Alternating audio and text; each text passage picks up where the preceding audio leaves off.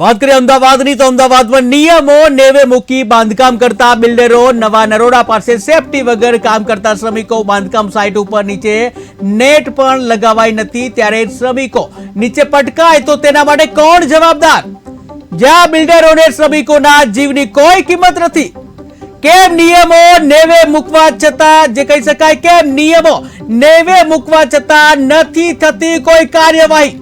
કેમ આ પ્રકારની ઘટનાઓ બનશે કે જ્યાં કેમ કાંડ થયા બાદ જ જે તંત્ર કાર્યવાહીના નાટકો કરે છે કે જ્યાં રાજકોટમાં ભયંકર જે અગ્નિકાંડ થયો હતો, ટીઆરપી જે ગેમ ઝોન છે એમાં ભયંકર અગ્નિકાંડ થયો હતો અને ત્યારબાદ તંત્ર સફાળું જાગ્યું, ત્યારે ટીવી સ્ક્રીનના દ્રશ્યો તમે જોઈ રહ્યા છો કે જે અમદાવાદમાં નિયમો નેવે મૂકી બાંધકામ કરતા બિલ્ડરો કે જે નવા નરોડા પાસે સેફટી વગર કામ કરતા શ્રમિકો જોવા મળ્યા, ત્યારે બાંધકામ સાઇટ ઉપર નેટ પણ નથી લગાવવામાં આવી, શ્રમિકો નીચે પટકાય તો તેના માટે કોણ જવાબદાર? શું કોઈ દુર્ઘટના ઘટે એની કોઈ રાહ જોવામાં આવી રહી છે?